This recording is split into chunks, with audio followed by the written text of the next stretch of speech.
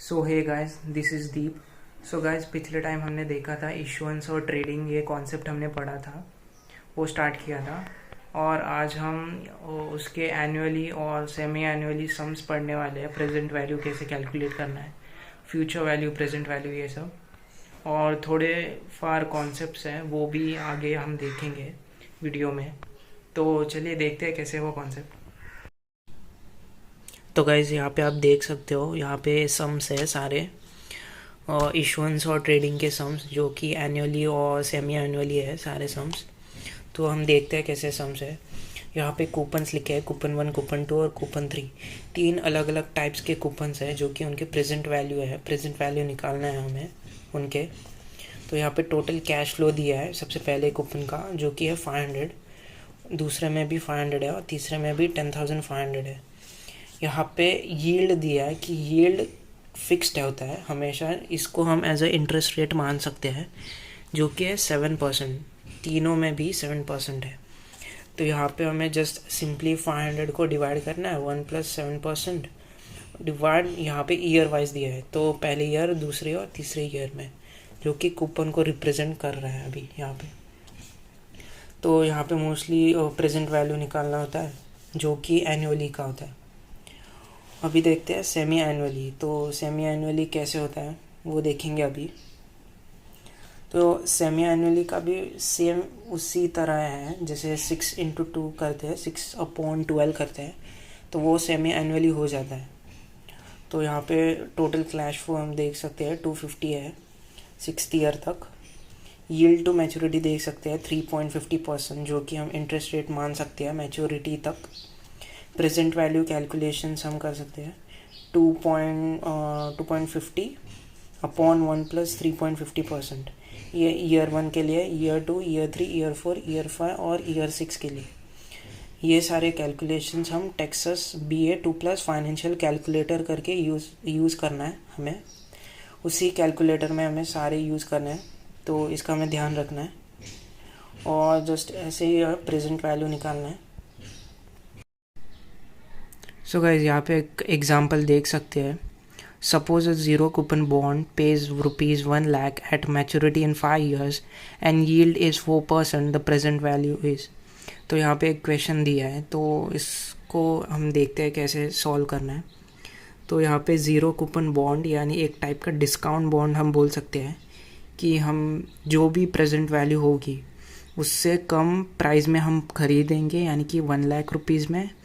और हमें यहाँ पे जो आंसर मिला 82,192.71, ये 5 years का इंटरेस्ट रेट है, यानी जो कि हमें प्रेजेंट वैल्यू, उसकी वैल्यू एक्चुअल में इतनी है 5 साल के अंदर। तो अगर हम ज़्यादा इन्वेस्ट करें तो हमें ज़्यादा मिल सकता है, यानी कि 0 कूपन बॉन्ड एक्चुअल में हम कम प्राइस में उस बॉन्ड को ख़रीद रहे हैं, और उसकी आज की प्रेजेंट वैल्यू होगी वो ज़्यादा होगी। तो इसी वजह से हमें ये कैलकुलेशंस देख सकते हैं हम। 1 लाख डिवाइड 1 + 4%, और 5 years मैच्योरिटी है, तो इसकी वैल्यू 82,192.71 है, जो कि ज़्यादा है काफ़ी हद तक, क्योंकि 1 लाख में बॉन्ड पे कर रहे हो और हमें इंटरेस्ट मिल रहा है 82,192.71, जो कि हमें फिक्स्ड इंटरेस्ट रेट देगा हर 5 साल में, यानी ईयरली। यहाँ पे हम देख सकते हैं, यहाँ पे YTM इंक्रीज़ हो रहा है, यानी कि यील्ड जो है इसका वो काफ़ी ज़्यादा बढ़ रहा है, और बॉन्ड की प्राइस जो है वो कम हो रही है। यहाँ पे सिमिलर वही केस है जो कि हम डिविडेंड देते वक्त करते हैं शेयर होल्डर को। तो इंटरेस्ट रेट तो बढ़ता है, लेकिन बॉन्ड की प्राइस जो है वो कम होती है मोस्टली, यानी कि भी किसी भी शेयर की प्राइस जो होती है वो कम हो जाती है डिविडेंड के केस में। तो इस केस में भी वही सेम वैसा ही है। और यहाँ पे नीचे देख सकते हैं कि YTM डिक्रीज़ हो गया, यील्ड कम हो गया है, तो बॉन्ड की प्राइस इवेंचुअली इंक्रीज़ होगी। तो यहाँ पे एक डायग्राम देख सकते हैं, बॉन्ड वैल्यू करके दे रखा है, प्रीमियम टू पार 8% दे रखा है। यहाँ पे पार वैल्यू है, इससे अगर ऊपर गया तो प्रीमियम है, इससे अगर नीचे गया तो डिस्काउंट है, यानी कि ये लाइन डिस्काउंट टू पार के बीच में आती है। और यहाँ पे बीच में इंटरेस्ट रेट दे रखे हैं, जो कि 6%, 7%, 8%, ये सारे यील्ड्स है, तो हम इसको यील्ड्स बोल सकते हैं।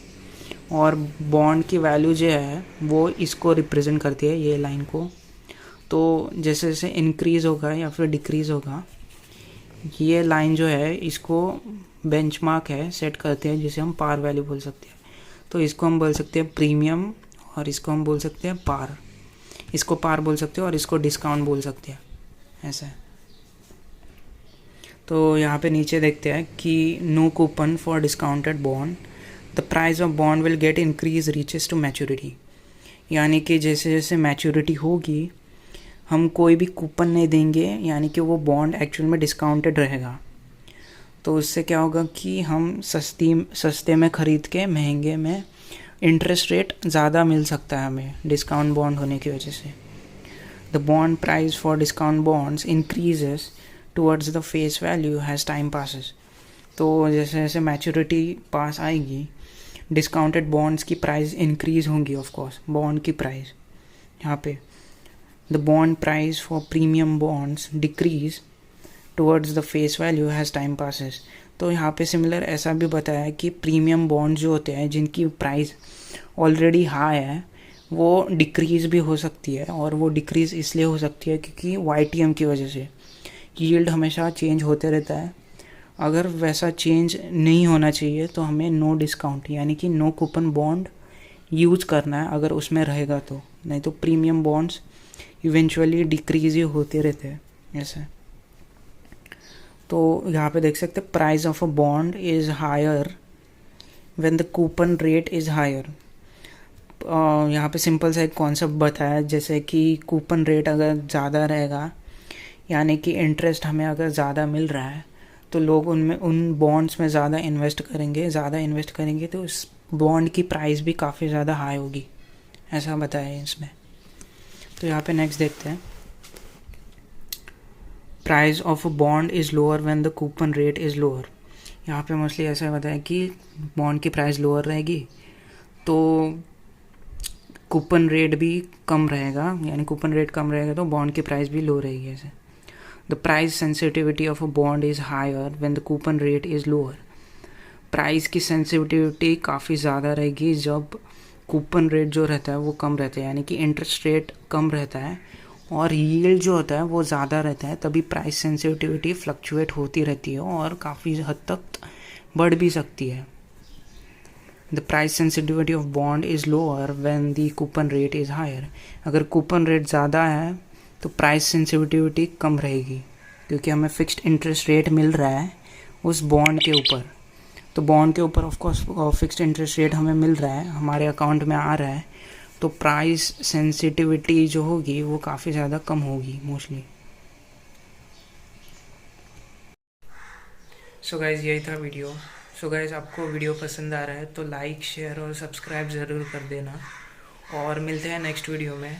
तो और कोई भी डाउट रहेगा तो आप मुझे पूछ सकते हो, और टिल द टाइम बाय।